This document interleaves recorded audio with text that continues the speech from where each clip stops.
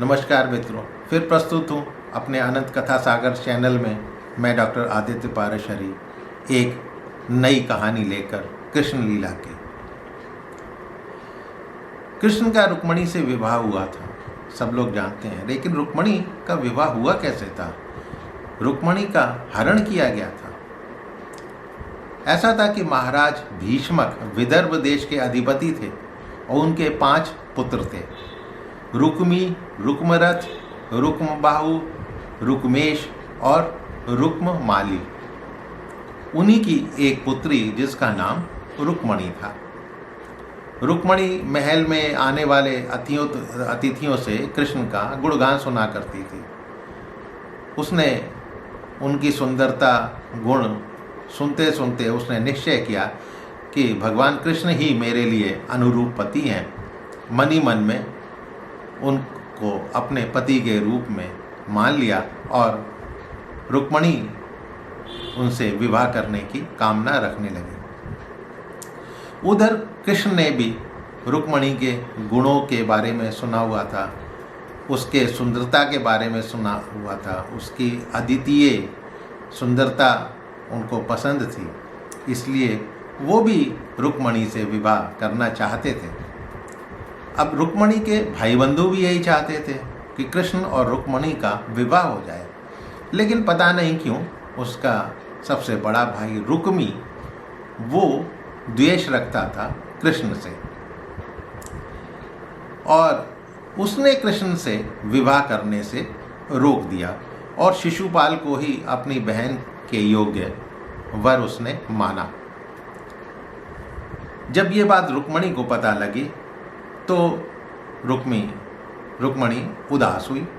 उसने अपने एक विश्वास पात्र ब्राह्मण को भगवान कृष्ण के पास अपना संदेश लेकर पहुंचाया। उनको कहा कि आप कृष्ण से मेरा संदेश कहिए।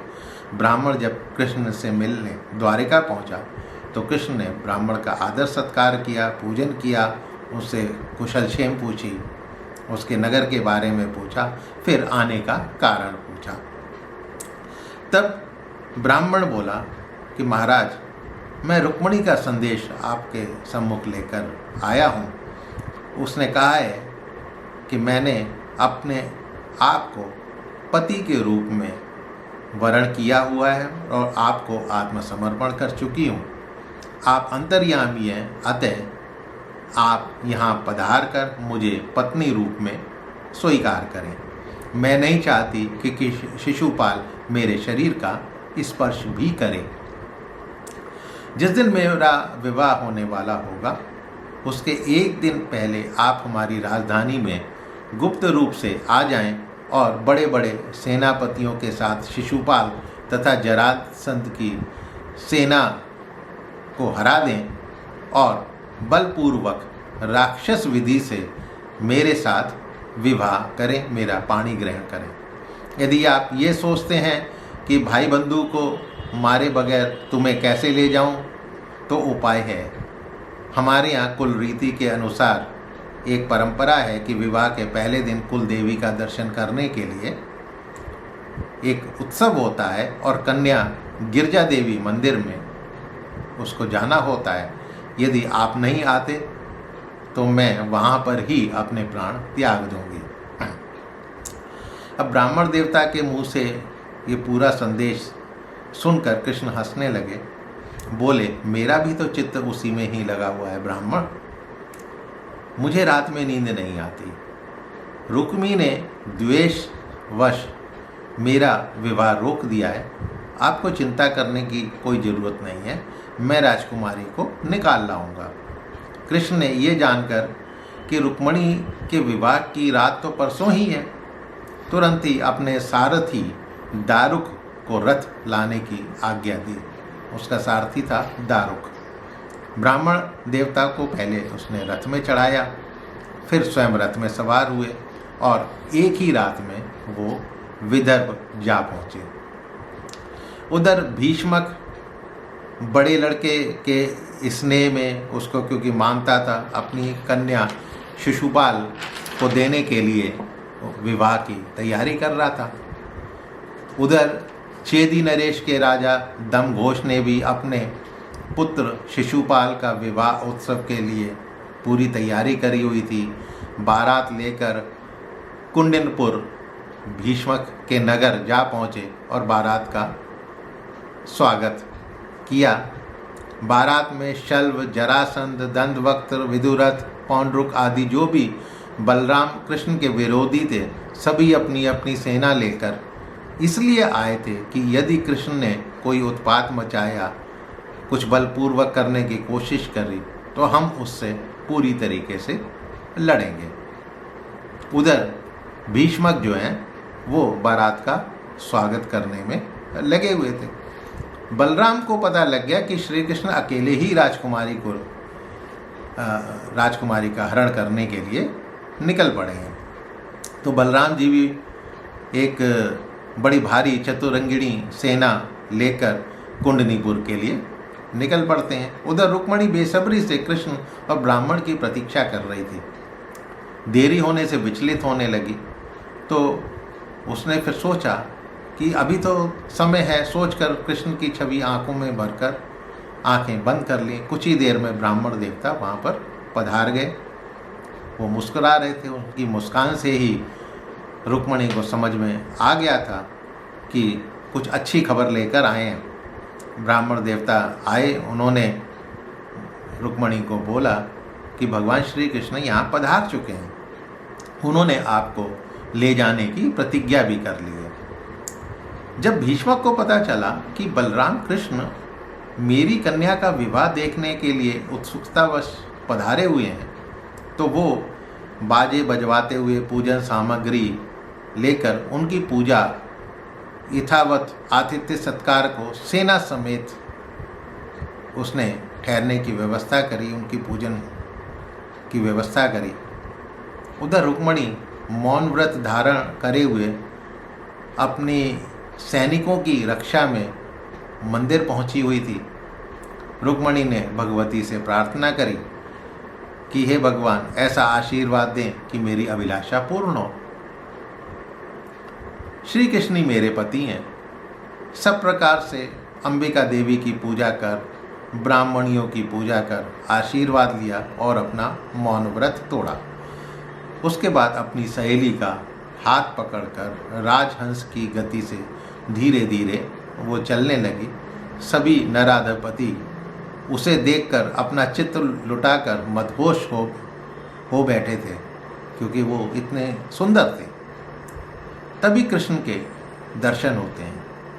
रुक्मणी कृष्ण के रथ पर चढ़ना चाहती थी, लेकिन कृष्ण ने उसे देखते ही देखते भीड़ से अपने हाथों से उठा लिया और सैकड़ों राजाओं के सिर पर पांव रखकर अपने रथ पर बिठा लिया। वहाँ से चल पड़े। सारे राजाओं को अब ये बहुत बड़ा अपमान लगा। सेना समेत कृष्ण के पीछे दौड़ पड़े। जरासंध की सेना ने तीरों की बारिश कर दी, तो रुक्मणी ने आंखें बंद कर ली। कृष्ण बोले, सुंदरी डरो मत, ये तो शत्रु सेना का सफाया मैं अभी जरा सी देर में चुटकियों में कर देता हूँ। कृष्ण ने पूरी की पूरी सेना का सफाया कर दिया। जरासंध आदि राजा युद्ध से पीठ दिखाकर फिर भाग खड़े हुए। शिशुपाल अपनी भावी पत्नी के छिन जाने पर उदास हो गया। काफ़ी समझाने बुझाने पर वो वापस लौट आया। उधर रुक्मी, जो रुक्मणी का बड़ा भाई था, एक अक्षौणी सेना लेकर वो कृष्ण के पीछे पीछे दौड़ा और कृष्ण का पीछा किया। कृष्ण पर तीरों से वार किया। श्री कृष्ण ने उसके सारे अस्त्र शस्त्र काट दिए, रथ को बेकार कर दिया। अब क्रोध में रुक्मी अकेला ही तलवार लेकर कृष्ण की तरफ झपटा। तब श्री कृष्ण ने उसकी तलवार काट दी और मारने के लिए अपनी एक तीखी तलवार निकाल ली। जब रुक्मी ने ये देखा कि अब तो भगवान कृष्ण उसके भाई को मार ही देंगे, तब उसने कृष्ण को रोका, उनसे निवेदन किया कि मेरे इस भाई को मारा ना जाए। कृष्ण द्रवित हो गए, था तो साला ही उनका। उन्होंने उसका एक सिर मुंडाकर उसे कुरूप बनाकर दाढ़ी मूछ मुंडा दी और उसको दुपट्टे से हाथ पैर मुंह बांधकर अधमरी अवस्था में वहीं छोड़ दिया। उधर बलराम जी ने कहा कि यदि अपना सगा संबंधी वध करने योग्य अपराध करे तो भी अपने ही संबंधियों द्वारा उसका मारा जाना उचित नहीं है। उधर रुक्मणी को भी यही समझाया। मतलब कि भगवान कृष्ण ने बलराम जी को भी यही समझाया। रुक्मी ने प्रतिज्ञा ली थी कि यदि कृष्ण को मारे बगैर